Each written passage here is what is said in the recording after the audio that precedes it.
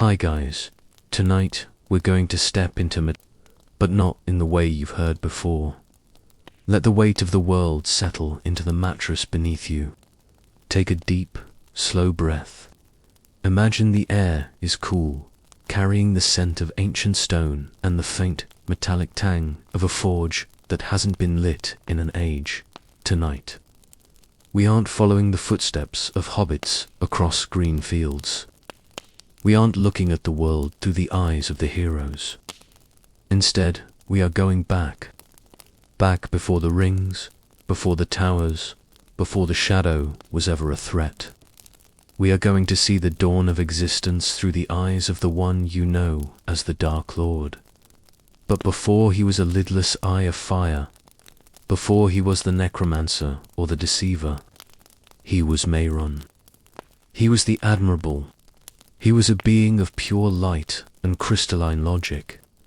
Tonight, we explore how a desire for perfection, a simple, honest love for order can, slowly, almost imperceptibly, turn into the very darkness it once sought to banish. Listen to the silence between my words. That silence is where we begin. In the beginning, there was only the void, a vast velvet nothingness that stretched beyond the reach of thought. And in that void, there was Erutha One. Imagine a single note of music. It doesn't start loudly. It simply is. It ripples through the darkness like a drop of ink in a bowl of clear water. From this note, the Aina were born the Holy Ones, the spirits of the first thought. Mehron was among them. In those first moments, Mehron did not have a body. He was a frequency, a golden vibration. He felt the harmony of his kin, a great choir singing a world into being. Can you hear it? Not with your ears, but with your mind. It is a sound like 1,000 glass harps, echoing in a hall with no walls. The music of the Aina was beautiful. Yes, but for Mehron, beauty was found in the structure. He loved the way the melodies aligned. He loved the mathematical precision of the counterpoint, while others sang of the wind and the water. Mehron's essence gravitated toward the foundation, the hard, unyielding laws that would keep the universe from dissolving back into the void. But then, a dissonance entered the song. Melkor, the most powerful of them all. He began to weave his own thoughts into the music, thoughts that were not in harmony with the one. It was a loud, clashing sound, like a heavy drum beating against the delicate strings of a lute. It was chaotic. It was violent at first. Mehron felt a flicker of distress. Chaos was the enemy. Chaos was the lack of a plan. He watched as the music faltered, as the other Aina struggled to keep the harmony alive. Yet, as the struggle continued, Mehron felt something else. A quiet, terrifying spark of curiosity. He saw how Melkor's discord changed the music. It made it deeper. It added a texture that wasn't there before. The light was beautiful, but the shadow gave the light a shape. For the first time, Mehron realized that power-true, raw power could reshape reality. He didn't join the discord yet.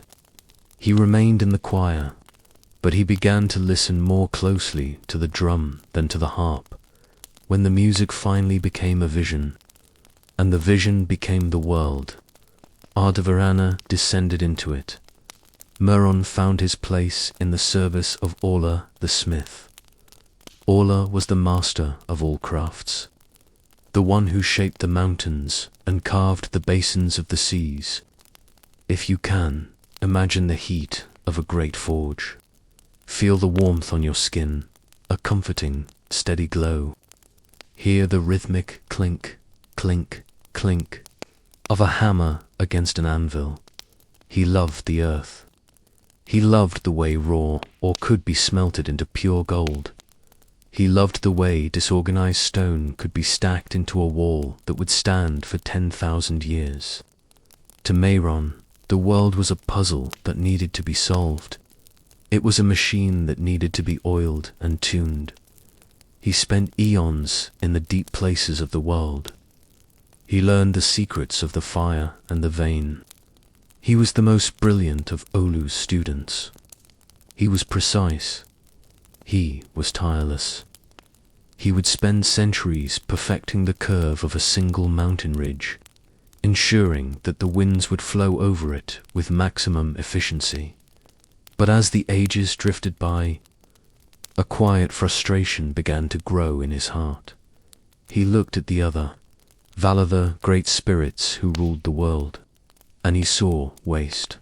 He saw them allowing forests to grow wild and tangled. He saw rivers changing their courses with no rhyme or reason. To the Valar, this was the freedom of creation. To Mehron, it was inefficiency. It was a mess. Why create a world, he would think, his thoughts like cold water dripping on hot stone, if you were not going to govern it? Why make a masterpiece and then leave it to the whims of chance? He wanted to help. He truly did. He wanted to organize the world for the benefit of all its inhabitants. He wanted every tree to be in its place, every mind to be productive, every life to have a clear and dictated purpose. He wanted order, and he was beginning to realize that the Valar were too gentle to impose it. While Mehron worked in the light of the forges, Melkor now called Morgoth, building his own kingdom in the dark north. Morgoth did not want to build. He wanted to dominate. He broke the mountains Mehron had shaped. He poisoned the waters. He brought the cold that bit into the bones and the heat that scorched the earth. Initially, Mehron viewed Morgoth with disdain. Morgoth was the ultimate source of disorder. He was the destroyer. But as the First Age groaned under the weight of its own growth, Mehron began to watch the north with a different gaze. He saw that while the Valar sat in their beautiful gardens in Valinor, talking and singing, Morgoth was acting. Morgoth had a will that moved the world. Morgoth had armies that moved as one dot. In Morgoth's realm, there was no debate. There was no hesitation. There was only the will.Mare would stand on the high peaks of the Pelori Mountains, looking out over the misty distances of Mid. He felt a deep, aching loneliness. He felt like a craftsman who had been given the tools to build a kingdom, but was forbidden from ever finishing the work. He began to think, if I had Morgoth's power, combined with my own wisdom, what a world I could make. I could fix the mistakes of the Valar. I could bring peace through absolute control. I could end the chaos. It was a slow seduction. It wasn't a sudden fall into evil. It was a series of logical steps. Step 1, the world is disorganized. Step 2, disorganization leads to suffering. Step 3, to end suffering, one must have total authority. Step 4, only Morgoth has the strength to seize that authority. The shadow didn't come for Mehron. Mehron walked into the shadow, believing he was bringing a torch to light it. Can you hear the sound of a heavy door swinging on its hinges? A deep, resonant groan of iron on stone. That was the sound of Mehron's heart. Closing to the light of Valinor, he began to feed information to the north. At first, it was small things. Secrets of the earth. Weaknesses in the defenses of the Valar. He told himself he was an intermediary. He told himself he was managing the situation. But the darkness of Morgoth is a hungry thing. It doesn't just take your help. It takes your essence. Mehron started to spend more time in the shadows of his own forge. The golden light that used to radiate from him began to dim, turning into a deep, bruised purple, and eventually a smouldering orange. His form, which had been fair and noble, began to feel heavy, solid, formidable. He was no longer just a craftsman of stone. He was becoming a craftsman of souls. He looked at the elves who were beginning to awaken. He saw their beauty, but he also saw their fragility. He saw their capacity for making mistakes. He felt a patronizing sort of love for them, the way a master loves a pet, or a king loves a subject who cannot care for himself. "I will take care of them," he whispered into the cooling embers of his fire. "I will give them a world where they never have to choose, because I will have chosen the best path for them already." The tragedy of Mehran, the being who would become Sauron, was that he never believed he was the villain. Even as he walked away from the light of the trees, even as he descended into the dark pits of Angband to kneel before Morgoth, he believed he was the only one who truly cared about the world. He gave up his name. He gave up his freedom. He became the lieutenant of the shadow. He traded the harmony of the music for the silence of the grave. The world is quiet now. The sun has not yet risen on the history of man. The stars are the only witnesses to the change in the deep. Cavernous halls of Utumno, Mehranau, Gorthor, the cruel stands beside the throne of Morgoth. The air here is thick with smoke and the smell of sulfur. It is a place of absolute, terrifying order. Everything is steel and sharp edges. Mehran feels a cold, hollow satisfaction. He is no longer a servant of the smith. He is the architect of a new age. He watches as Morgoth prepares to unleash his malice upon the world, and Mehran smiles. It is not a smile of cruelty, not yet. It is the smile of a man who has finally found a project big enough to occupy his mind forever. But deep down, in the part of his spirit that still remembers the music, there is a tiny, flickering ache.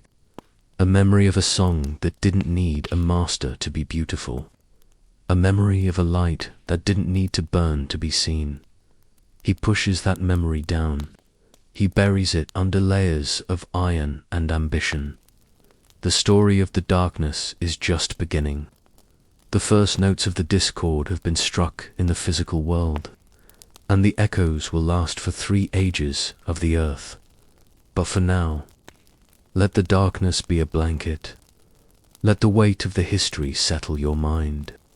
The forges are hot, the mountains are tall, and the lieutenant is watching. The transition was not a leap, but a slow, rhythmic descent. Imagine the feeling of walking into a deep, limestone cavern, the air growing colder, the light of the sun fading into a pale, bruised indigo, until the only thing left is the steady, rhythmic drip of water against stone. This was how Mehran, the admirable, became Gorthor, the terrible. He did not join the shadow out of a desire for cruelty. To his own mind, he was simply choosing the only power in Arda capable of getting things done. Morgoth once Melkor was a storm. He was a tectonic shift. He was the raw, unbridled force of the deep earth. And Mehran was the architect who believed he could harness that storm to build a perfect, ordered machine in the dark pits of Angband, far to the north where the stars seemed to shiver in the sky. Mehran took his place at the right hand of the Iron Crown. Can you hear the sound of 1,000 hammers?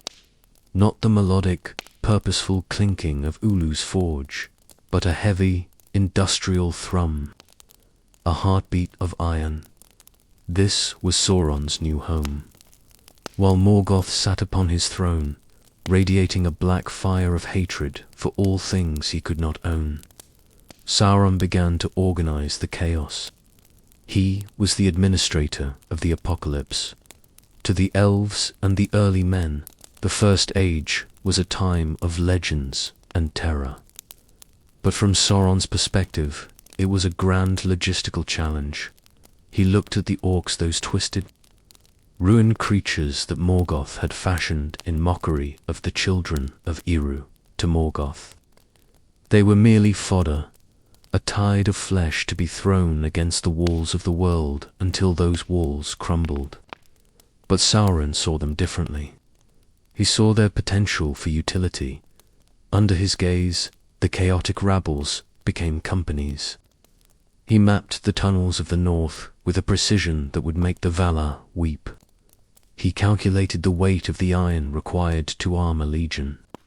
He measured the calories of the foul meats required to sustain an army in the waste.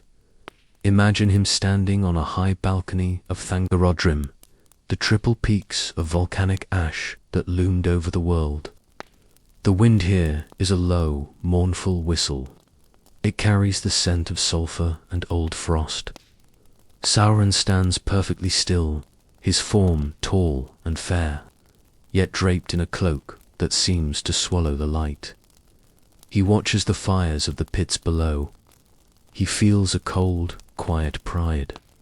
The Valar in the west were content to let the world grow wild and untended, like a garden choked with weeds. But here, in the north, there was a plan. Every soul had a place. Every blade had a purpose. This was his evolution. The belief that the only way to save the world from its own randomness was to chain it. The wars of the First Age are often told as great, clashing tragedies. But as you drift toward sleep, imagine them as distant sounds, like the low rumble of a summer storm over the horizon. There was the battle. Under the stars, there was the glorious battle. There was the sudden flame dot to Sauron. These were not just moments of blood. They were data points. He watched from his fortress on Torlingorhoth, the Isle of Werewolves. He sat in a high tower of cold stone, the walls vibrating with the low growls of the beasts he had bred. He saw the Noldor, the high elves who had returned from the west. He admired them, in a way. They had the same spark of craftsmanship that he possessed. They built cities of white stone Gandalin, Nargothrond, hidden kingdoms that defied the shadow. But he saw their flaw, pride. They fought amongst themselves. They clung to their jewels and their titles while the world burned. They are like children playing with glass, he thought. His voice, in the silence of his tower, was like the rustle of dry parchment. They value beauty over stability. They would rather die free in a ruin than live ordered in a palace. He began to use his mind as a weapon. He became the master of phantoms and delusions. He did not always need to send a legion. Sometimes he only needed to send a whisper. He could twist a man's perception of the wind until it sounded like the voices of his enemies. He could make a forest feel like a trap. He was learning that the greatest power was not the hammer that breaks the stone, but the dampness that seeps into the crack and waits for the frost to split it. The flaw in the masked Ars, the centuries of the First Age, ground on. A quiet, dangerous thought began to take root in Sauron's mind. He looked at Morgoth. Morgoth was vast. Morgoth was the source of the shadow. But Morgoth was becoming unstable. The great enemy was consumed by a nihilism that Sauron could not understand. Morgoth wanted to destroy Arda. He wanted to unmake the music, to grind the world back into the void because he could not truly possess its soul. Sauron watched as Morgoth spent his power prodigally, pouring his divine essence into the very dirt of the earth to corrupt it. It was effective, yes, but it was messy. It was wasteful. Morgoth lacked discipline. Imagine the frustration of a master clockmaker watching his superior smash the gears of a clock because it wouldn't tick in time. Sauron didn't want a dead world. He didn't want a void. He wanted a kingdom. He wanted to be the one who wound the gears and set the hands. He realized that Morgoth was a necessary great leveler who would clear away the old world of the Valar. But once the world was cleared, it would need a different kind of ruler. Not a destroyer, but a great organizer. His ambition began to shift. He remained the loyal lieutenant, yes. He performed his duties with terrifying efficiency, but he began to keep certain secrets to himself. He began to study the way souls could be bound to objects, the way will could be projected across vast distances without the need for a physical presence. He was preparing for a future that Morgoth could not see, a future where the shadow was not a blunt instrument, but a delicate, invisible web. Then came the end, the War of Wrath. It is a memory of fire and water, a time when the heavens opened and the host of the West finally returned in your mind's eye. See the horizon turn a blinding, crystalline white. The Valar did not come themselves, but their messengers did. The Vanyar and the remaining Noldor, led by Enwu, the herald of Mano. The battles that followed were so great, they broke the very crust of the earth. Imagine the sound of a continent snapping. Beleriand, the vast land of forests and kingdoms, began to sink. The sea rushed in, cold and hungry, swallowing the mountains and the plains. Sauron stood in the wreckage of Angband. He felt the foundations of the world trembling beneath his feet. He saw the winged dragons, Morgoth's final and greatest terror, falling from the sky like dying stars. He saw Morgotha invincible, the primordial dragged from his throne, his iron crown beaten into a collar for his neck. For the first time since the music of the Aen, Sauron felt a sensation that was almost forgotten, fear. But it was not the frantic fear of a mortal. It was the calculated fear of a survivor. He saw the power of the West, and he realized he had underestimated their resolve. They had destroyed the North. They had unmade the work of ages to root out the discord. As the great enemy was cast through the door of night into the timeless void, Sauron did not follow. He was small enough to be missed in the smoke, and clever enough to be found when he chose to be. The dust settled. The great sea roared over the drowned lands of Beleriand. The world was quiet again, but it was a wounded silence. Sauron came before Enwu, the herald of the Valar. Imagine him now, stripped of his armor of shadow. He took on a form of great beauty and apparent humility. He looked like a fallen angel seeking redemption. He abased himself. He confessed his deeds, and for a moment, just a brief, flickering moment in the halls of history, he almost meant it. He saw the ruin he had helped create. He saw the loneliness of the void where Morgoth had been. He felt the pull of the light, the memory of Olu's halls, the desire to be admirable once more. But there was a condition. Enwu told him that he must return to the West. He must stand before the judgment of the Valar and receive a sentence for his crimes. He must submit his will to theirs. Sauron's mind, that vast and complex machine, recoiled. Submit. To the Valar who had left the world to rot. To the beings who had destroyed a continent just to capture one rebel. To be a prisoner in a golden cage, watched over by those who had no vision for the future of Middle. The pride that had been a spark was now a furnace. He looked at the surviving peoples of Middle-earther men wandering in the darkness, the elves lingering in their fading woods. They were leaderless. They were lost. They need me, he whispered to the shadows of a cave where he hid from the light of the herald. The Valar will abandon them again. They always do. But I will stay. I will heal this broken world. I will bring order to the ruins. He did not go to the west, while the ships of the elves sailed away into the sunset.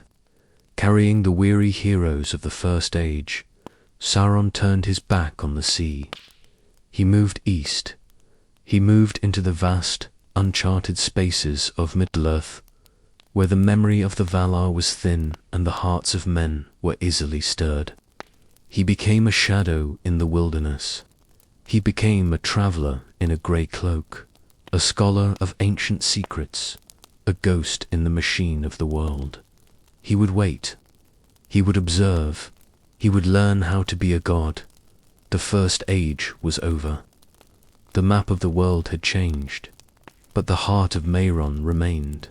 He found a land in the south, guarded by a fence of black mountains, a land of ash and potential, a land called Mordor.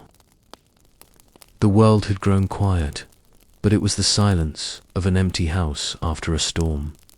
Imagine the feeling of a long, cold rain finally ceasing, leaving behind only the scent of wet earth and the distant, rhythmic drip of water from the eaves.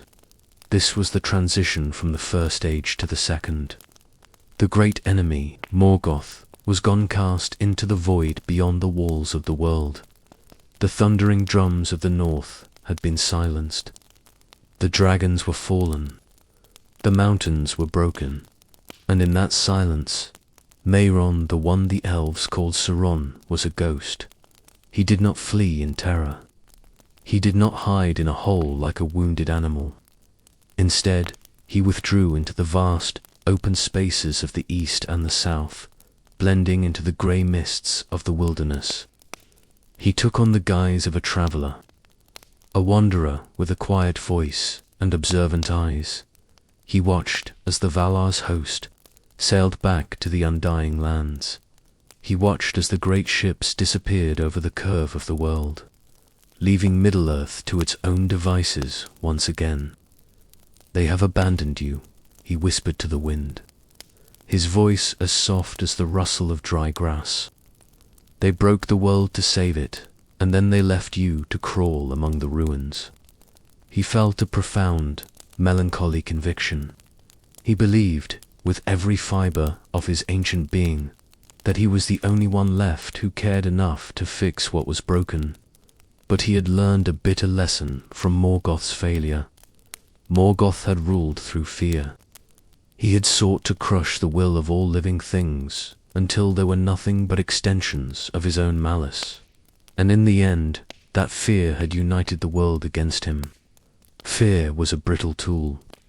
It snapped when pushed too hard.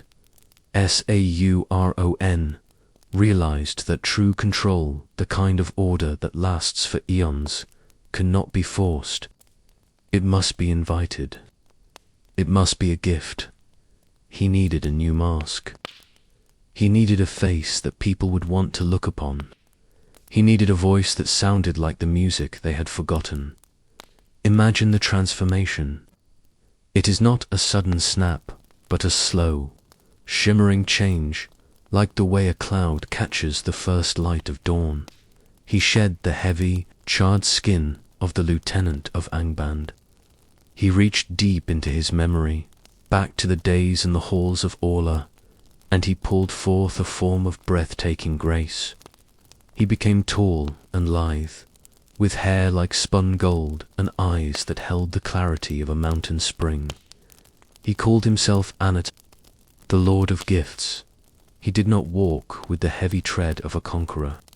He walked with the light, rhythmic step of a scholar. He carried no weapons. He carried knowledge. He carried the secrets of the stars, the math of the mountains, and the songs of the earth. He wandered the lands, testing the hearts of men and elves. He found that men were easy to sway, but their lives were like the flicker of a candle too brief to build a lasting foundation. The elves, however, the elves were different. They were the masters of craft. They were the ones who truly understood the weight of time. He turned his gaze toward Origin, *Origin. The land of holly. Can you hear the sound of the wind moving through the dark green leaves? Can you hear the distant, silver chiming of bells from the towers of Ostinet? This was a place of beauty and intellect. Here the Noldor the High Elves had built a kingdom dedicated to the pursuit of knowledge. They were obsessed with the idea of stasis. They loved Middle-earth, but they hated the way it changed. They hated the way the flowers wilted and the seasons died.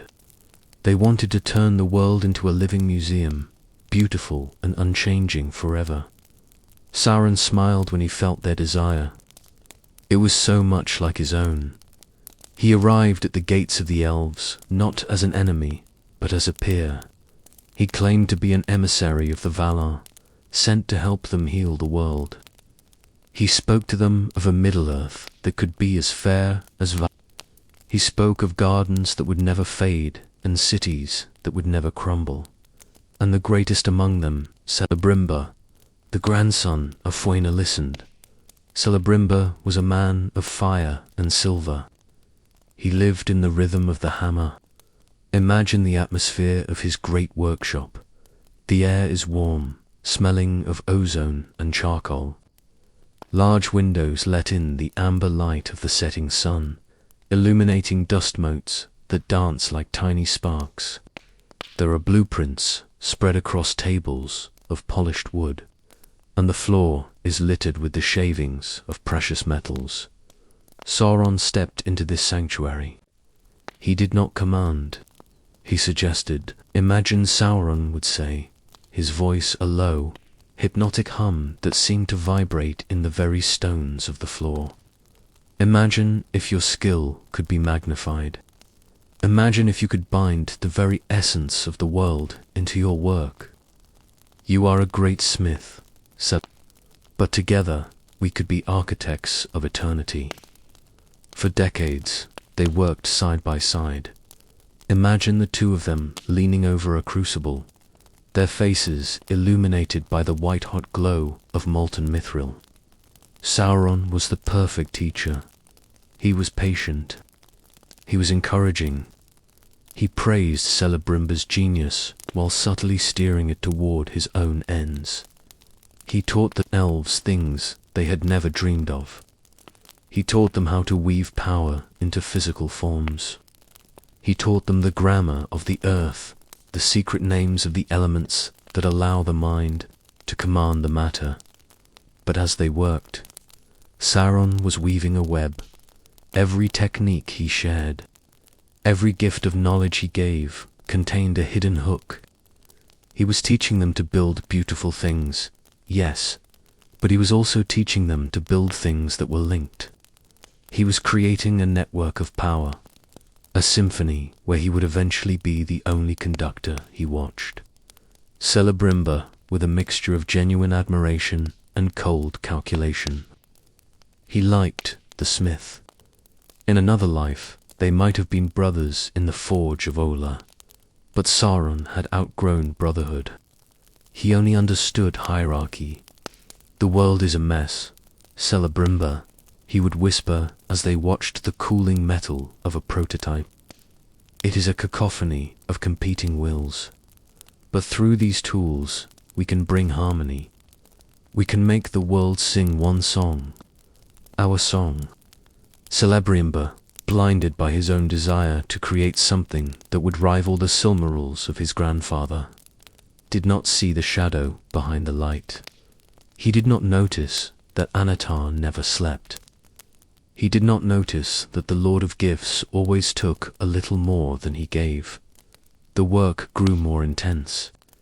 The atmosphere in the forges of Eregion became thick with a strange shimmering energy.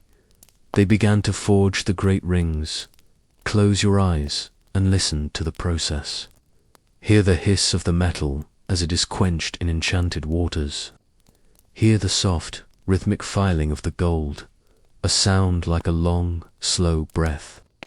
Feel the heat of the furnace against your closed eyelids.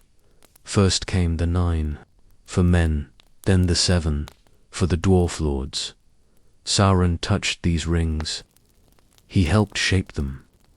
He poured a bit of his own meticulous order into their structure. He made them beautiful. He made them powerful. He made them irresistible. To the elves, these were wonders that would preserve their lands. To Sauron, they were the keys to a cage. He watched as the rings were finished, one by one. Each one was a masterpiece of geometry and magic. Each one was a node in a system that was almost complete. He could feel the connection growing a thin, golden thread stretching from his own mind to the artifacts on the table. He was no longer a ghost in the wilderness. He was the center of the world's gravity. Eventually, the time for collaboration ended. Sauron knew that the elves were nearing the end of their utility. They had learned what he wanted them to learn. They had built the infrastructure of his new world. Now, he needed the crown. He left Eregion with a gentle farewell, promising to return with even greater secrets. He traveled south, back to the land of black peaks and shifting ash. Back to the land he had chosen long ago. Mordor, imagine the contrast. From the cool, bell-ringing towers of Eregion to the harsh, suffocating heat of Orodruin Mount Doom. The mountain was a titan of stone and fire. It was the heart of the world's internal pressure. Sauron stood at the edge of the Samath, nor the chambers of fire, and he felt the heat of the magma rising up to meet him. It was a violent, primal energy, far removed from the refined forges of the elves. It was perfect. He shed the form of Anat. He stood in the dark, a silhouette against the roaring orange light of the volcano. He was done with gifts. He was done with masks. He began to gather all his power, all his malice, and all his love for order. He prepared to pour his very soul into a single, plain band of gold. A ring that would not be beautiful, but absolute. A ring that would hear the thoughts of all the others and bind them in the darkness. The hammers of Eregion were silent now. The world held its breath. Deep in the heart of the mountain, the fire began to churn. The rhythm of the earth slowed, matching the steady, focused pulse of Sauron's will. The Second Age was about to find its master. Let your mind drift into that heat. Let the sound of the bubbling lava become a steady, white noise that washes away the world. The fire is bright, the gold is ready, and the master is alone at last. The air in the chambers of fire does not move. It is heavy, thick with the weight of the earth's own blood. Imagine yourself standing at the edge of a great precipice inside the heart of a mountain. Below you, the magma churns, not with the chaotic fury of a storm, but with a slow, rhythmic pulse. It is the heartbeat of ardor. It is a deep, glowing orange, a color so intense it feels like a physical weight against your eyes. Here, in the Samath Nor, Mehron has discarded the fair skin of Anat. He stands as a silhouette of shadow and smoldering heat. He is alone. For the architect of order, solitude is the only honest state. To build a world that functions perfectly, one must be the singular point of origin. He looks down at a simple band of unadorned gold resting in the palm of his hand, in the workshops of Eregion. There was music and the ringing of silver hammers. There was the vanity of the elves, who wanted to preserve their beauty like flowers pressed between the pages of a book. But here, there is only the roar of the furnace and the clarity of the will. Sauron gazes at the gold. He does not see a trinket. He sees a tether. Listen to the sound of the heat. It is a low, constant hum, like the vibration of a hive. Sauron's thoughts are cold, even here in the fire. He contemplates the nature of the circle. A circle is a closed system. It has no beginning and no end. It is the ultimate expression of a law that cannot be escaped. He thinks of the peoples of myth. He sees them as a cacophony of voices, each singing a different, discordant song. The elves cling to the past. The dwarves greedily hoard the bones of the earth. Men are a frantic, desperate race, driven by the fear of their own short lives. They are lost, he whispers, and his voice is swallowed by the mountain's breath. They are a machine with 1,000 gears, all turning in different directions. I am not their enemy.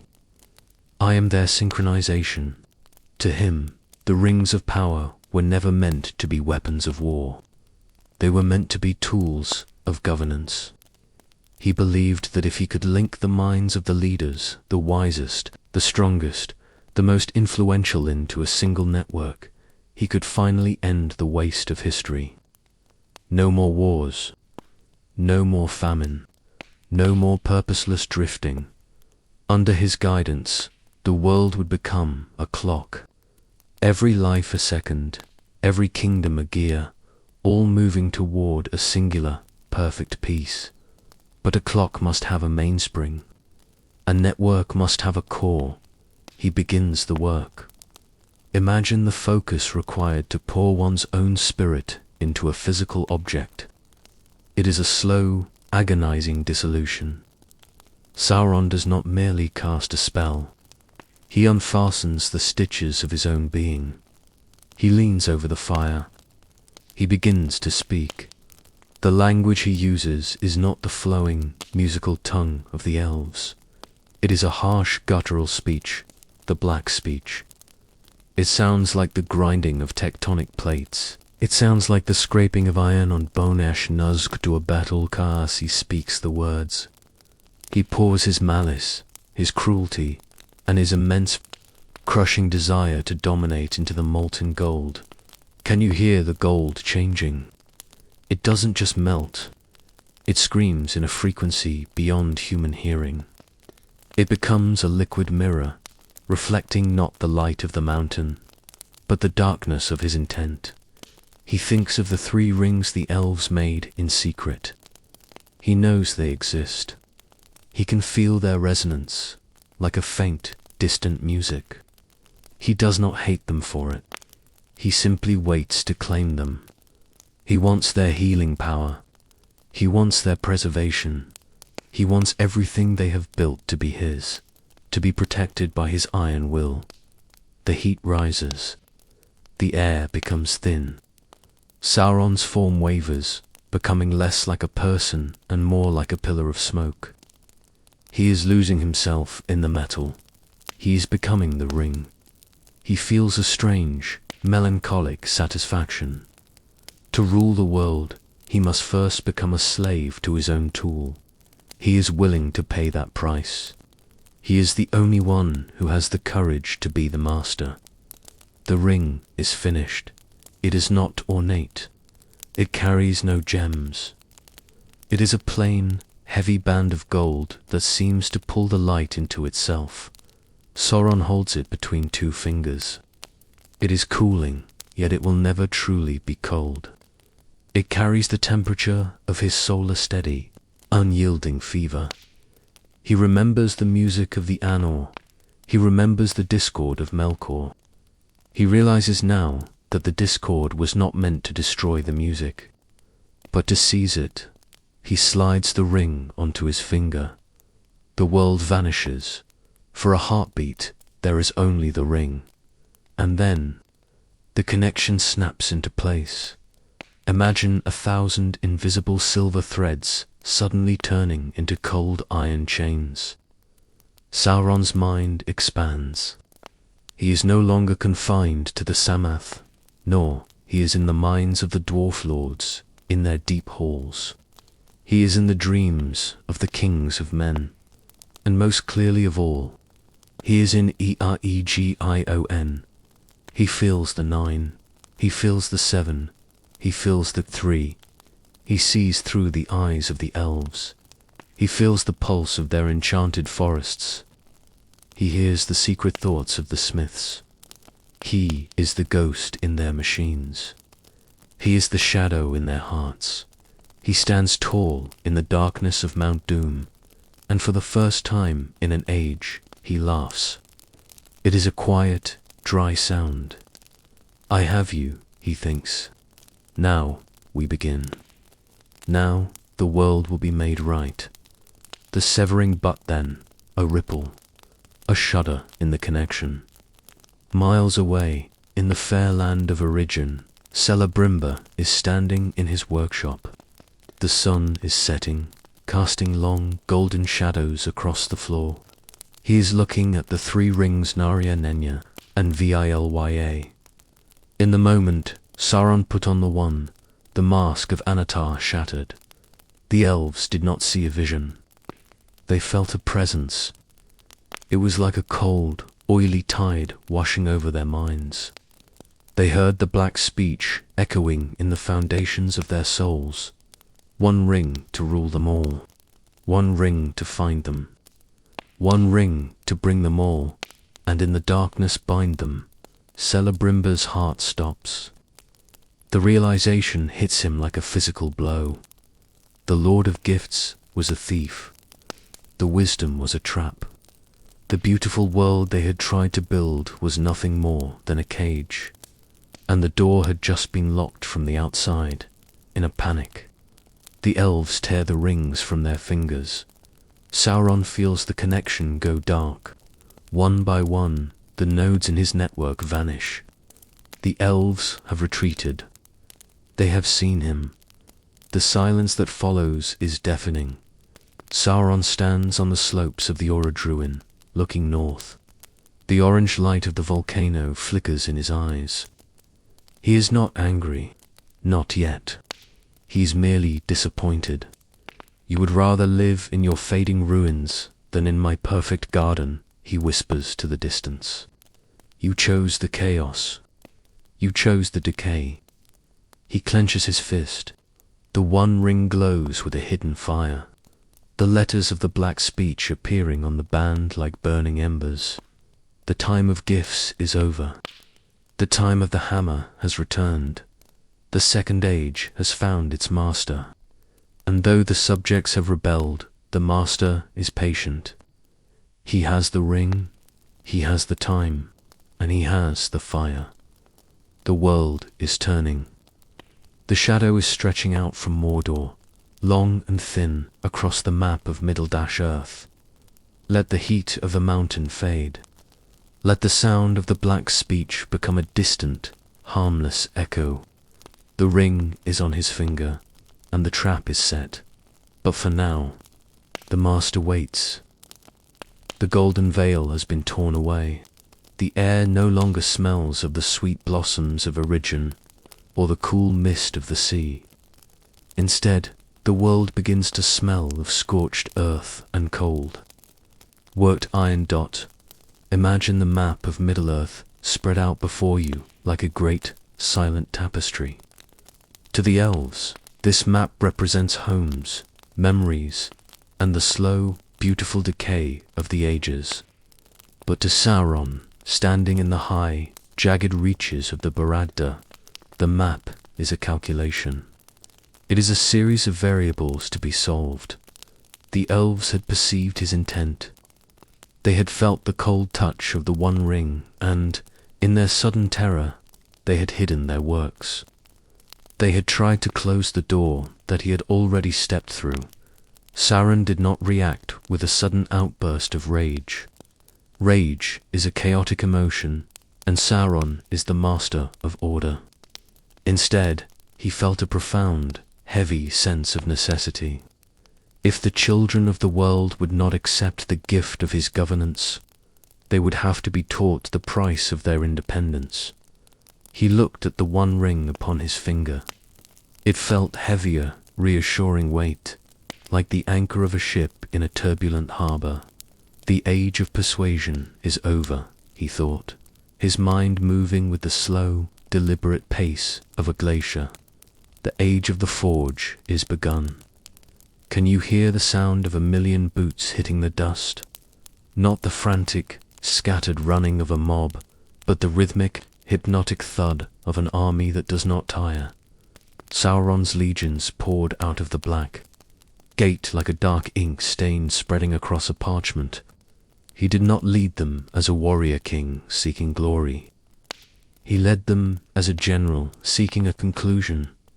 He watched from his mind's eye as his forces crossed the lands of Calenarden and moved toward the mountains. He saw the elves of Eridgen, led by Celebrimbor, preparing for a defense that was already doomed. To Sauron, the ensuing war was a tragedy of inefficiency. He saw the beauty of Ostinedal, the high towers, the libraries of silver-bound books, the workshops where he had once taught the secrets of the elements. He saw it all as a waste. These things could have been the ornaments of his new world. Now they were merely obstacles to be cleared. The siege of Eridgen was a long, slow grinding of stone. Imagine the sound of the great catapults from a distance, a low thump, followed by a long silence, and then the distant crashing echo of masonry falling. Sauron stood in the center of the devastation. He watched as the city of his friend was unmade. When he finally stood before Celebrimbor in the ruin of the House of the Murdain, he felt a flickering shadow of regret. He wanted the 3 rings. He wanted the secret locations of the artifacts that could stop the world from fading, but broken and defiant, would not speak. Sauron realized then that the pride of the Noldor was a flaw that could not be repaired. It could only be broken. He claimed the 9 rings. He claimed the 7, but the 3, the rings of air, fire, and water, remained elusive, hidden away by the elven kings. He took the 9 and the 7 back to the shadows. He had work to do. Time begins to stretch now. The years of the Second Age do not pass like days. They pass like the slow, rhythmic breathing of the earth itself. Sauron returned to Mordor. He sat in his dark throne, the one ring glowing with a soft, malevolent pulse. He had the tools. Now he needed the hands to hold them. Imagine the 9 kings of men. They were great men in their time, sorcerers, warriors, and lords of vast territories. They were men who feared the gift of Eru death. They looked at the horizon of their lives and saw only the encroaching darkness. Sauron came to them in his fair guise once more, though the mask was harder to maintain now. He offered them the one thing they craved most, time. Why should your wisdom perish with your flesh? He whispered into their ears, his voice a cool breeze in the heat of their ambitions. Take this ring. Hold back the shadow of the grave. Rule your people for 1,000 years. Bring order to your lands, as I have brought order to mine. One by one, they accepted. Can you hear the soft click of the gold sliding onto their fingers? As the years bled into centuries, Sauron watched them change.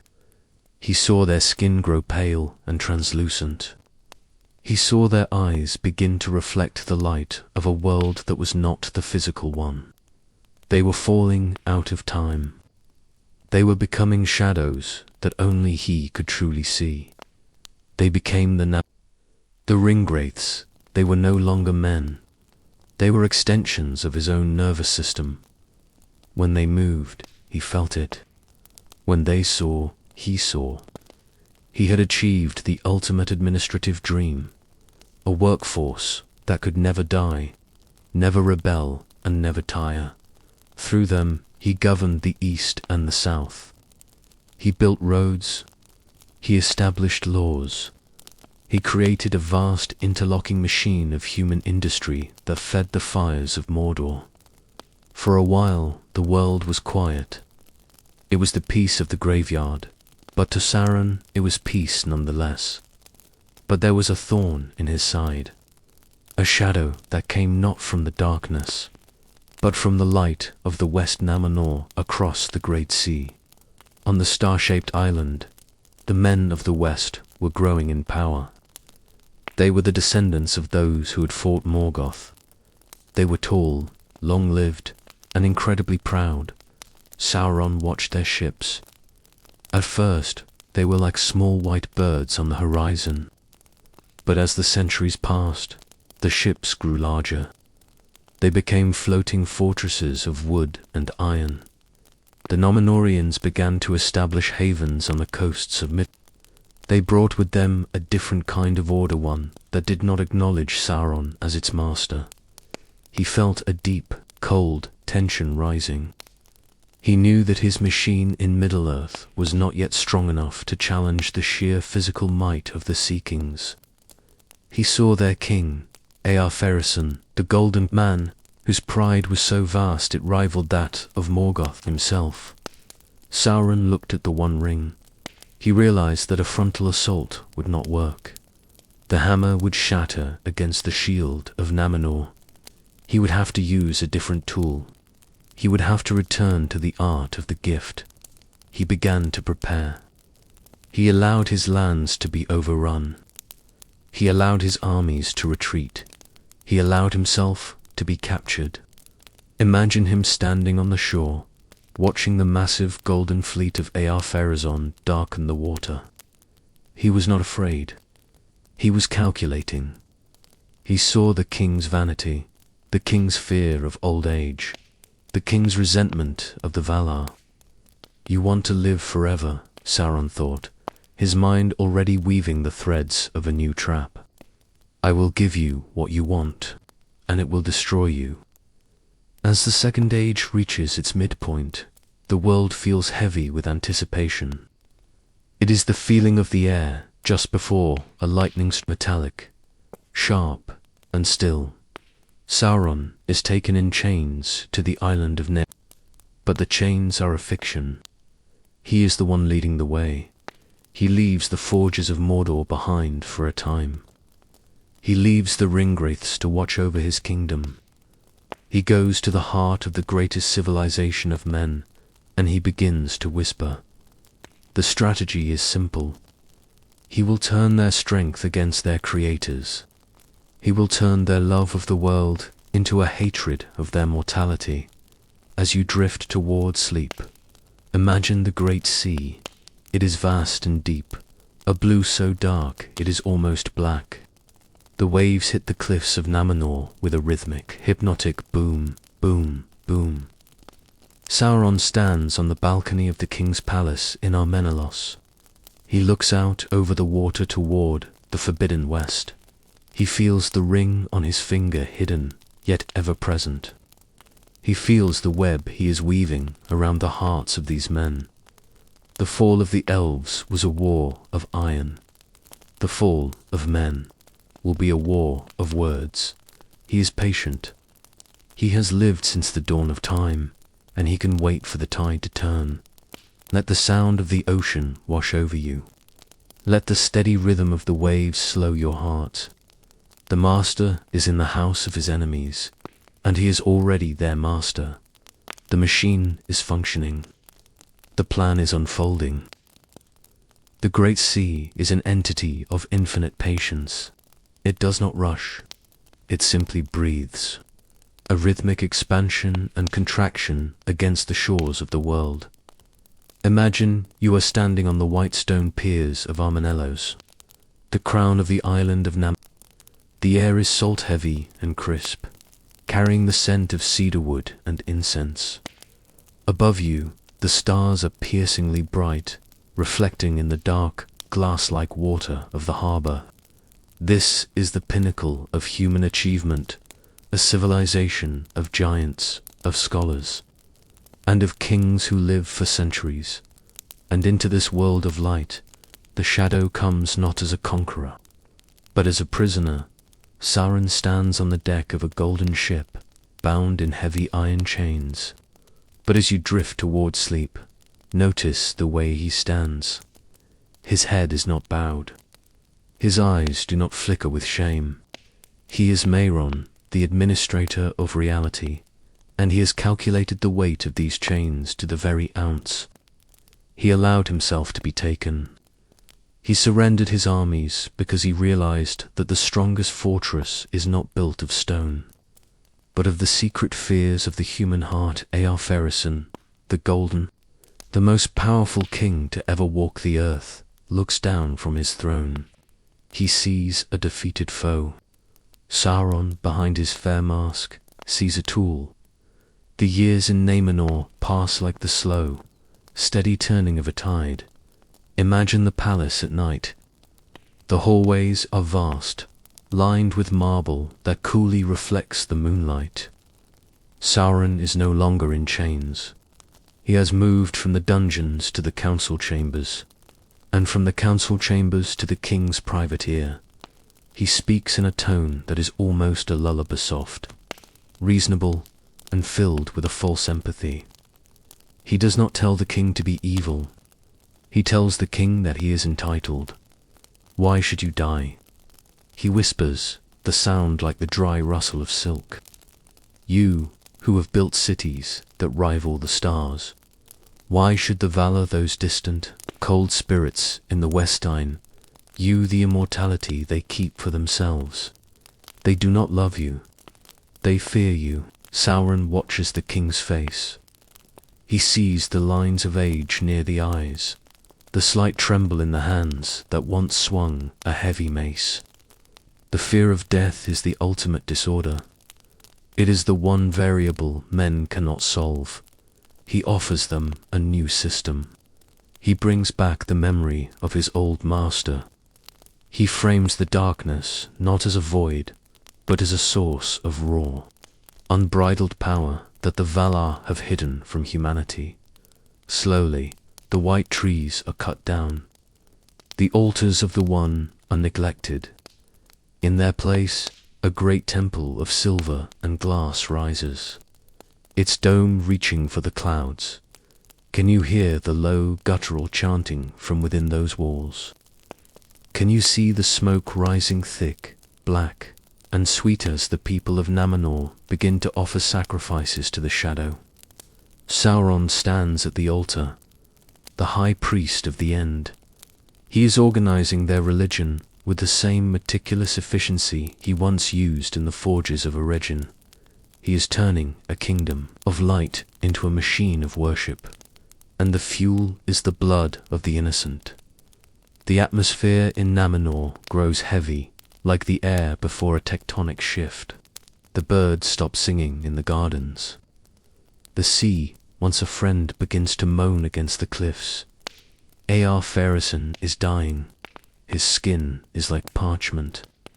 His breath is a shallow rattle. Driven by Sauron's careful prodding, the king makes the final, fatal calculation. He will sail into the west. He will take immortality by force. Imagine the sight of the great armament. 5,000 ships, their sails like a forest of white silk, their hulls plated in gold and mithril. The sound of the anchors being raised is like the collective sigh of a dying world. Sauron stays behind. He stands on the highest peak of the island. He watches the fleet disappear over the horizon, heading toward the forbidden lands of Valinor. He feels a cold, hollow triumph. He has done it. He has convinced the greatest army in history to commit suicide. He has orchestrated the removal of his greatest rivals without striking a single blow. But as he stands there, the one ring pulsing on his hidden finger, the silence of the world changes. The wind stops. The waves flatten until the ocean is a sheet of black obsidian. Even the fires in the great temple go still. For the first time in his existence, Sauron feels a presence that is not the Valar. It is the one, Iru Elvatar, the music of the world, is about to be corrected. Listen to the sound of the ocean. It is no longer a rhythm. It is a roar. The horizon splits. Imagine the world once flat and manageable, suddenly curving, bending, and breaking. The great sea falls into a chasm that has no bottom. The golden fleet is swallowed in a heartbeat. extinguished like a candle in a gale. And then the tide turns back toward the island. Sauron stands in his temple. He hears the screams of the city, the crashing of the white towers, the sound of the earth being unmade. He does not flee. He is Mehron. He is eternal. He believes his spirit can withstand any physical cataclysm. The water hits the island. It is a wall of cold, crushing weight. It shatters the marble. It drowns the fires. It pulls the very foundations of Numenor into the abyss. Can you feel the cold, the absolute, suffocating pressure of the deep? Sauron's physical form, the beautiful golden-haired priest, the Lord of Gifts, is torn apart. The fair raiment he had worn for 1,000 years is shredded by the salt and the stone. His body is destroyed, crushed beneath the weight of the sinking countenance. He becomes a spirit of pure, dark smoke, tumbling in the chaotic currents of the drowning world. He feels the loss of his beauty. He feels the agony of the unmaking. But he clings to one thing, one small, heavy circle of gold that remains with him, even as his flesh dissolves, the sea settles. The island of Numenor is gone, buried under eons of silt and silence. The world is now round, and the path to the west is hidden forever from the eyes of men. A dark wind blows across the surface of the water. Heading east, it is a silent wind. It carries no voice, only a lingering sense of malice and a desperate, clinging will. Sauron is no longer a being of light. He can never again take a form that is fair to the eyes of men. He is a shadow, now a black cloud that drifts over the ruined coasts of Middle-earth, seeking the black mountains of his home. He has lost his body. He has lost his followers. He has lost the splendor of the Second Age. But as the smoke drifts over the peaks of the Dweth, the one ring remains. It is the anchor. It is the memory of his power. Imagine him now, a formless consciousness, seeping back into the foundations of Barad-dûr. He is weak. He is diminished. But he is patient. The world has changed, but the master of the ring is still here. Let the sound of the deep water fade. Let the cold wind of the sea pass over you. The island is gone. The king is dead, and the shadow is returning to the dark. Sauron has returned to Mordor, but he is not the being he once was. The fair form, the golden hair, the eyes that could reflect the dawnal of it, lies at the bottom of the great sea, crushed beneath the weight of a sunken countenance. Now he is a spirit of shadow and black flame, forced to knit together a new shape from the hatred and the soot of the earth. He sits in the dark heart of his tower. Can you feel the stillness? It is the heavy, suffocating silence of a tomb. He is rebuilding his body as he is rebuilding his empire, slowly, painfully, with a meticulousness that borders on agony. He is no longer Mehron the Admirable. He is the Dark Lord, and his new form is a reflection of his solar-terrifying armor of black iron and jagged edges, radiating a heat that does not light the room, but consumes it. He looks out from the window of the Barad. To the west, he sees the survivors of the Rectha Dunedain, the faithful who escaped the drowning. They have built new kingdoms, Arna and Gondor. They have brought the light of the west to his very doorstep. To Sauron, they are a glitch in his calculations. They are the remnants of a world that should have stayed buried. Time in the Second Age is like the movement of a glacier. It feels static, yet it is constantly grinding the world down.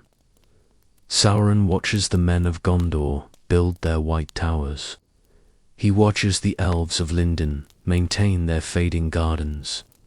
He feels a cold, pulsing resentment. He had given the world a chance for order, and it had answered with a flood. Now he will answer with a shroud.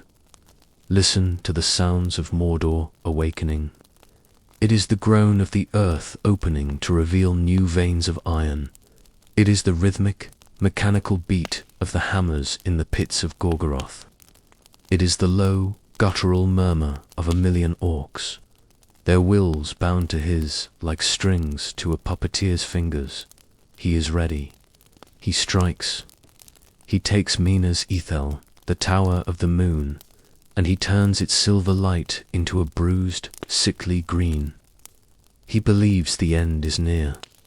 He believes the children of the stars are too weak, too divided, to stand against the perfection of his malice. But then the unexpected happens. The music of the world finds a new harmony. Elendil, the king of men, and Gilgalad, the high king of the elves, join hands.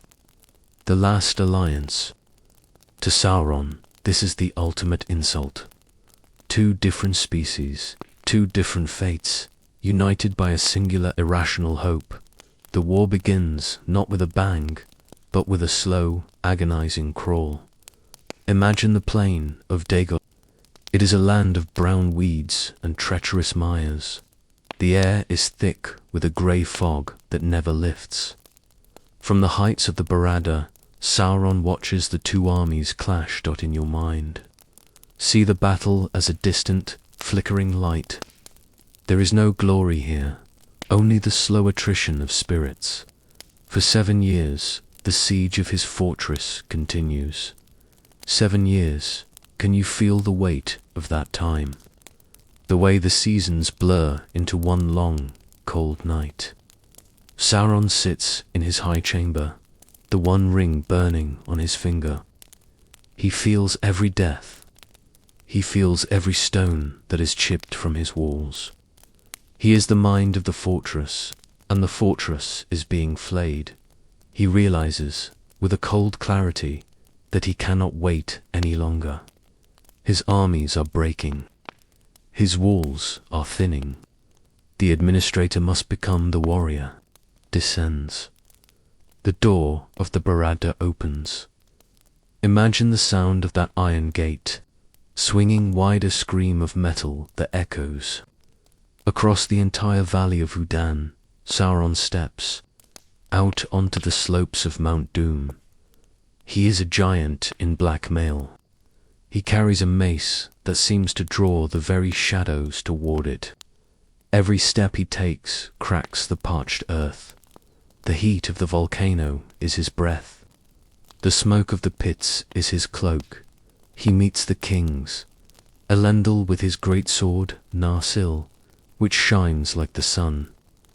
Gilgalad with his spear Iglos, which is tipped with the frost of the stars. The fight is not fast.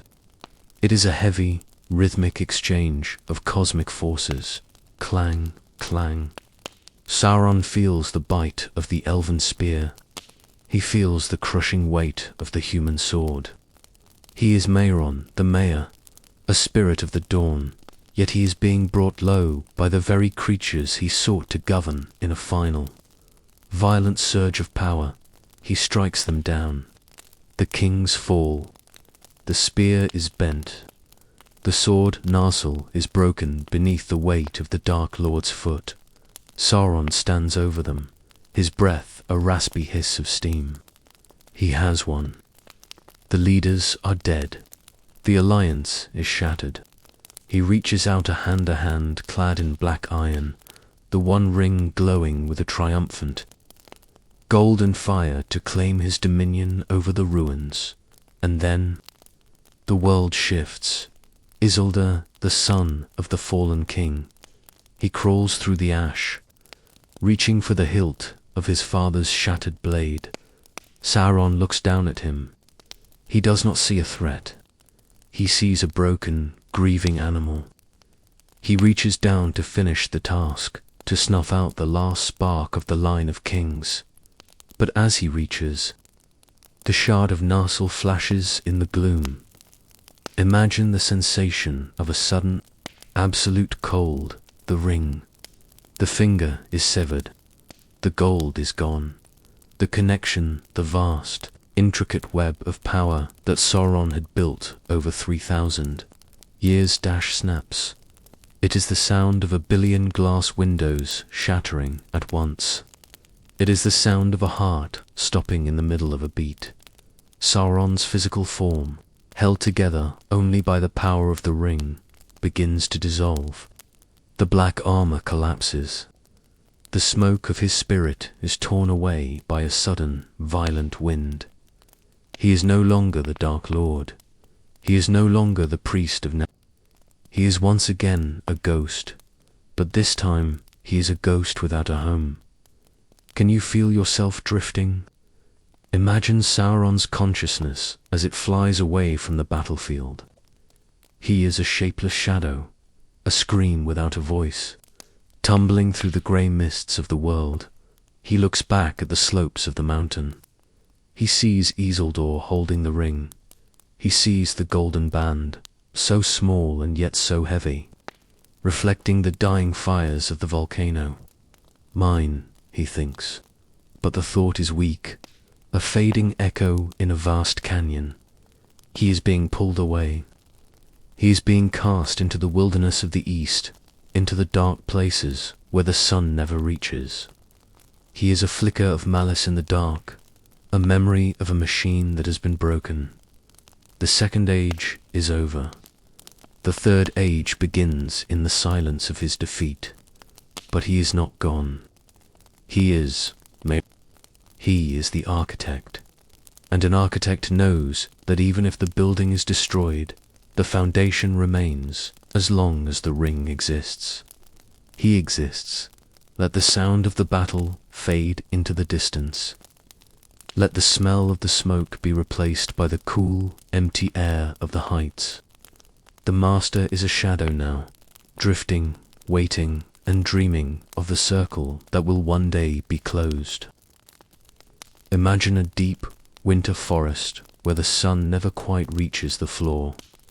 The air is stagnant, heavy with the scent of damp pine needles and the slow, silent rot of ancient wood. The birds do not sing here. The wind does not blow. There is only the sound of your own breath, misting in the cold, and the feeling of 1,000 unseen eyes watching from the thicket. This is the third age, a time of fading, a time of forgetting. For 1,000 years, I was nothing but a memory of a scream. When the ring was taken, when the golden tether was severed from my hand, I was cast into the formless grey. I was a shadow without a shape, a will without a voice. I drifted through the waste places of the world, a cold current of air that made the wolves howl and the grass wither. I was Mehron, the administrator of the world, and I had been reduced to a ghost. But even a ghost can dream. And in my dreaming, I felt the ring. It was far away, buried in the silt of a river, sleeping in the dark. It was a rhythmic pulse thrum, a heartbeat of gold that kept my spirit anchored to the earth. As long as the ring remained, I could not truly die. I could only wait for the world to grow tired. Time to a spirit is not a line. It is a tide. I watched as the kingdoms of Mengandor and Arnor began to fray at the edges. I watched as the blood of Namanor thinned. They thought they had won. They thought the shadow had passed into the void with more GOTH in their complacency. I found my opportunity. I did not return to Mordor. Not yet. I needed a place of subtlety. I needed a shroud. Imagine a hill in the midst of the great greenwood. Amen Lank, the hill of sorcery. I seeped into the stone like a slow-moving poison.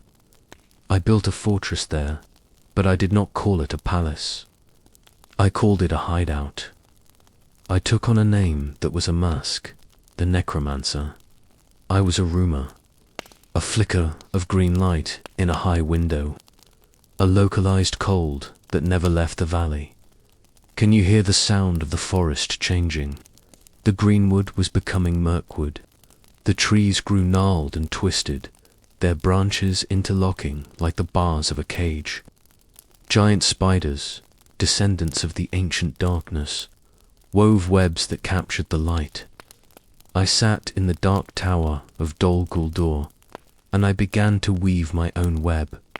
I was weak, yes. My form was a shadow flicker, a silhouette of smoke. But my mind was as sharp as the day I stood in the halls of Orla. I began to reach out. I called to the shadows.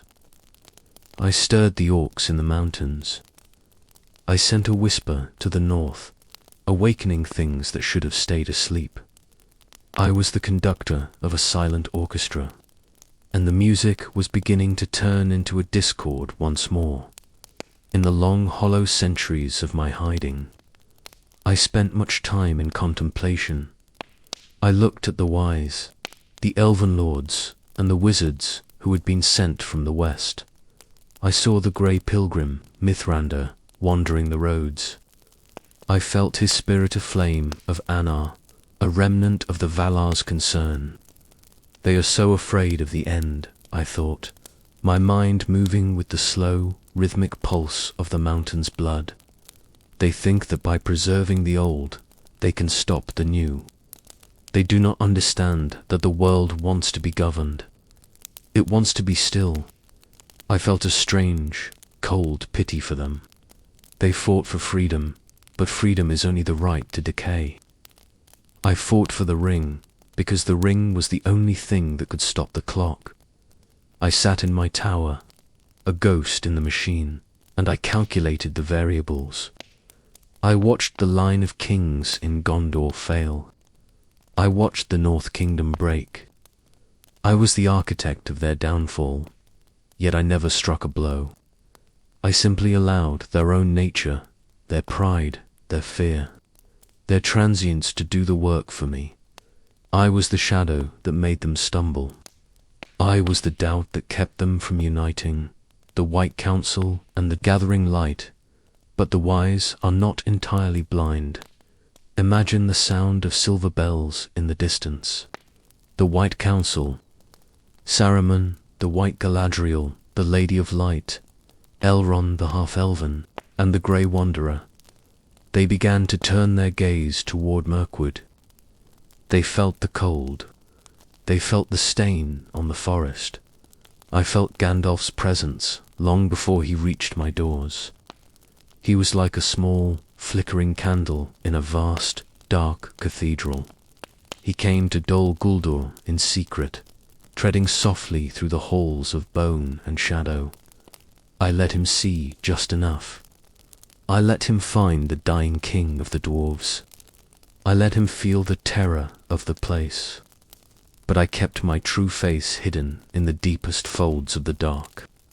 I wanted them to think I was a minor sorcerer, a human practitioner of the black arts, anything but the master of the ring. But Gandalf is persistent. He is a spark that refuses to go out. He returned to the council and spoke of his suspicions. I felt the shift in the air. The wise were gathering their strength.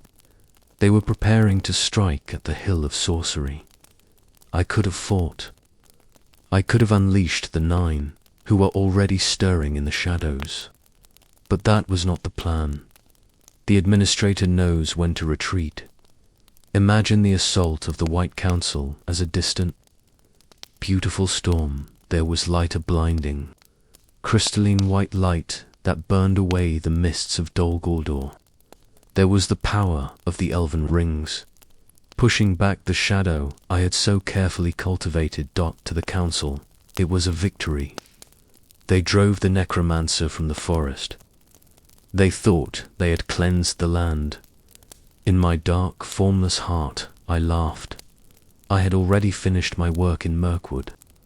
I had used the time to rebuild my strength.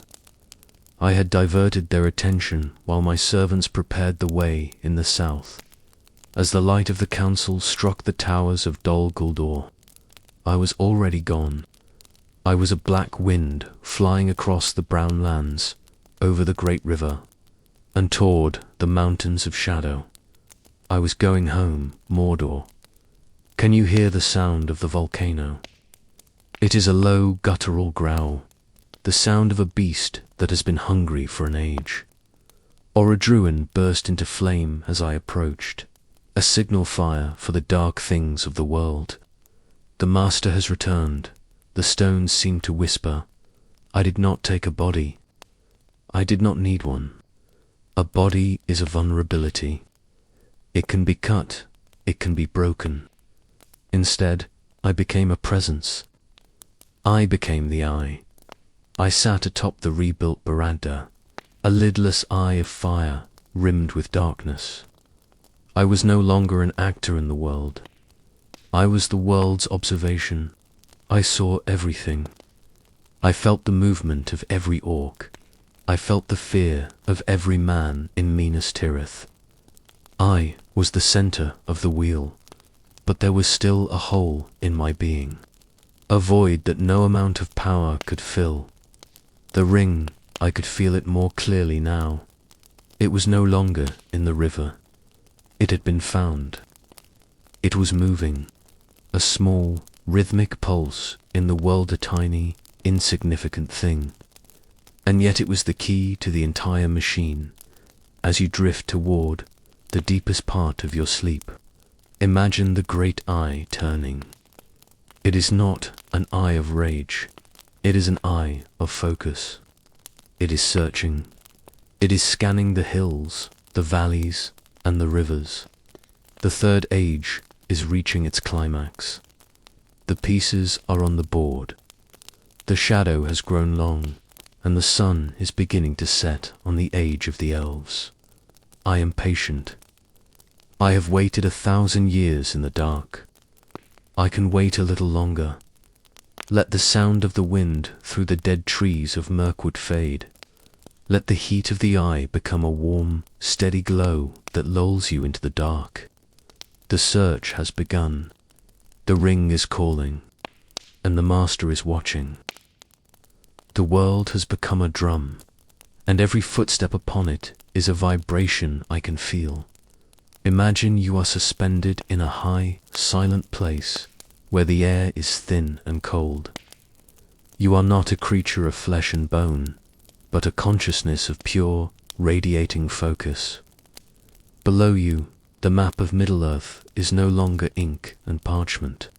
It is a living grid of heat and shadow. Every movement of an army is a ripple in the water. Every flicker of hope is a dim light I seek to extinguish. I am the eye. I do not sleep. I do not blink. I watch the slow, rhythmic march of time as it converges upon a single point. The third age is gasping its final breaths. The machine I have spent eons perfecting is finally, irrevocably in motion. From the high balconies of the Barad-dûr, I look out over a world that is already mine in every way that matters.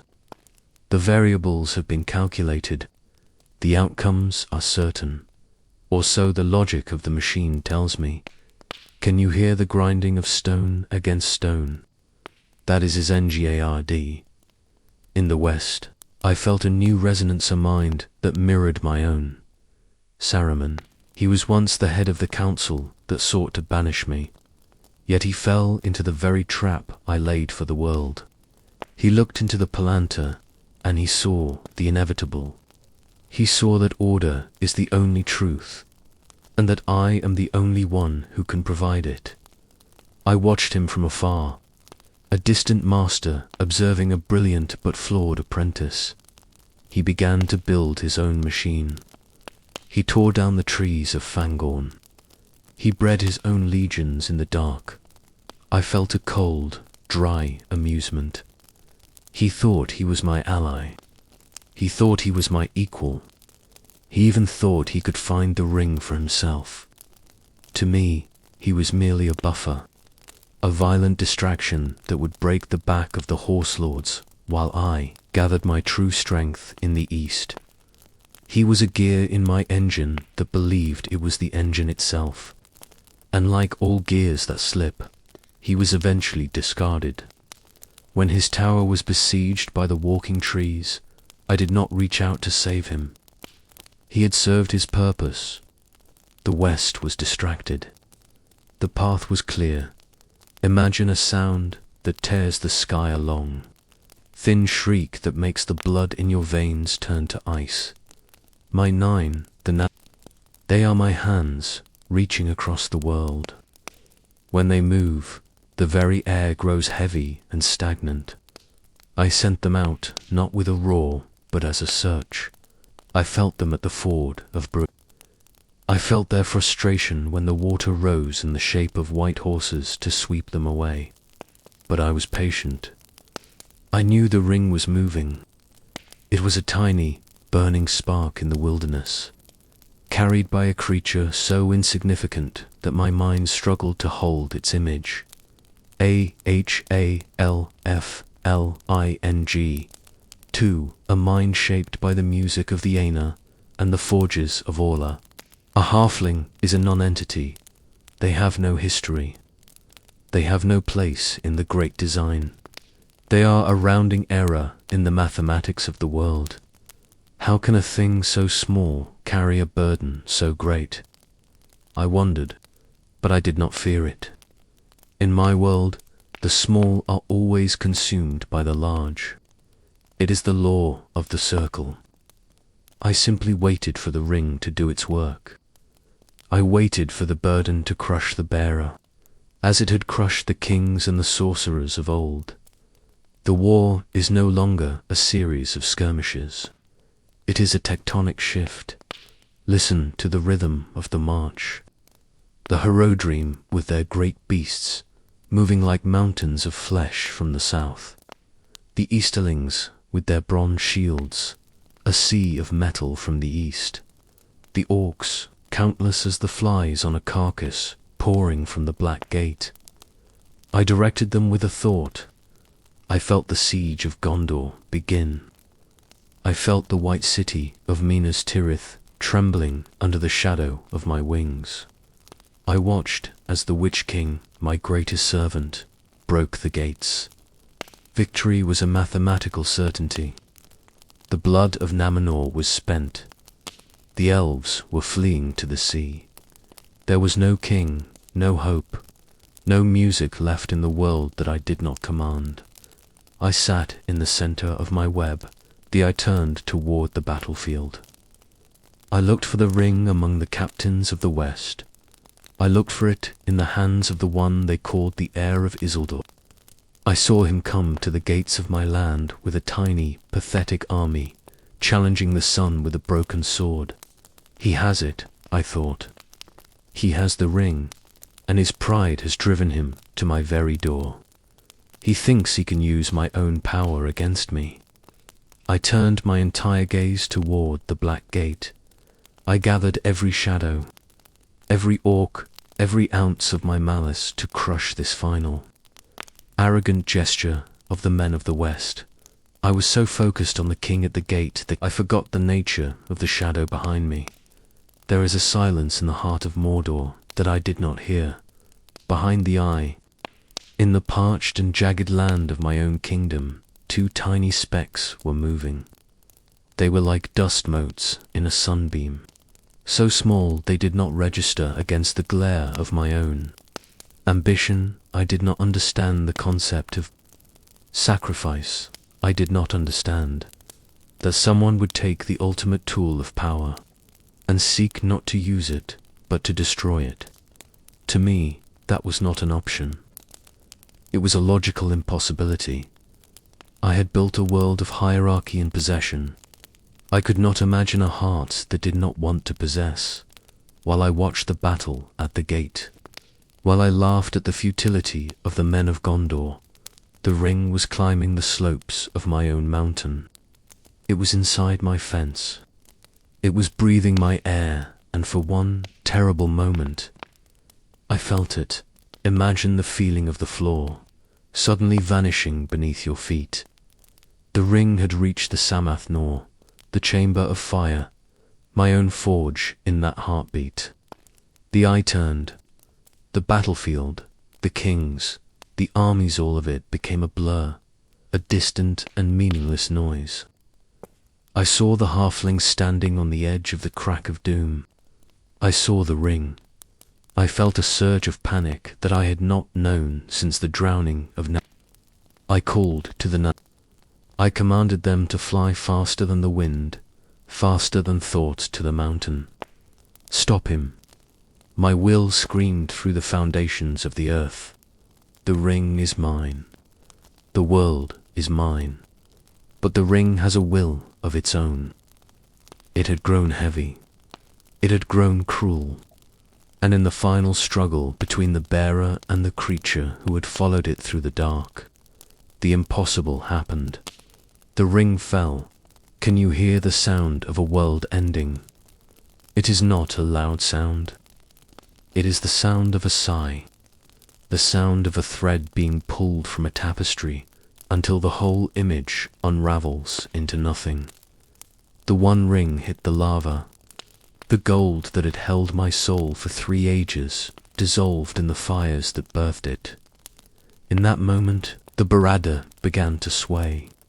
The foundations, built with the power of the ring, turned to dust. The eye, the great and terrible focus of my being, flickered and went out. I was no longer the master. I was no longer the administrator. Imagine yourself falling through a bottomless night. You are being stripped of your armor, your name, your form, and your memory.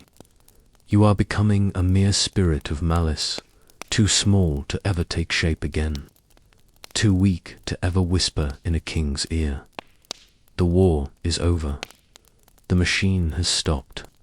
The music of the world is returning to its natural harmony, and I am the note that has been struck out. Let the darkness be a comfort now. The eye is gone. The tower is fallen. The fire in the mountain is cooling. The world is moving on into a new age, an age of men, where the shadows are just shadows once again. Imagine a great, complicated clocker machine of 1,000,000 gears, all turning in perfect, silent unison. For eons, you have been the hand that wound the spring. You have been the oil in the joints. You have been the mind that knew the placement of every screw. And then, in a single heartbeat, the mainspring snaps. I am standing, if a spirit can be said to stand, within the absolute center of my own awareness. The eye, that great, lidless beacon of focus, is no longer looking outward at the cowering world. It is looking inward. The ring has touched the fire. Can you feel the heat? Not the burning heat of a forge, but a cold, dissolving heat. It is the sensation of the earth opening up beneath you, not to swallow you, but to erase you. The golden tether, the anchor that held my essence to the physical world through 3 long ages, has melted into the primordial slag of the mountain. The connection is gone. The circle is broken. In these final moments, time stretches. It slows until a single second feels like the passing of an age. I feel the Barada trembling. The great stones, laid with such care, such mathematical precision, are losing their memory of how to be a tower. They are becoming just stone again. The foundations are turning to ash, because the will that held them together has been withdrawn. I look out over my empire one last time. I see my legions at the Black Gate. They do not run yet. They simply stop. They are like puppets whose strings have been cut. Without my mind to drive them, they are nothing but empty vessels, lost and purposeless in the grey light of a dying day. Was I evil? The question drifts through my fading consciousness like a leaf on a dark river. To the elves, I was a deceiver. To men, I was a tyrant. But to myself, I was the only one who stayed. I was the one who looked at the ruin of the first age and decided to fix it. I was the one who wanted to bring order to the chaos, to give the world a structure that would protect it from its own fragility. Perhaps my sin was not a desire for blood, but a lack of faith in the music. I wanted to be the conductor of a song that was never meant to be led by a single hand. I loved the world so much that I sought to chain it, never realizing that a chained world is a dead one.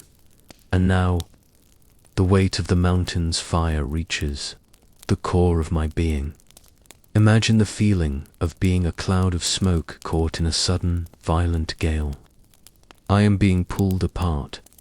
The identity of Sauron, the shadow of Gorthor, the memory of Meyrinit is all being shredded. I reach out a hand of shadow toward the west. One last gesture of defiance, one last attempt to grasp the world I thought was mine. But the wind is too strong.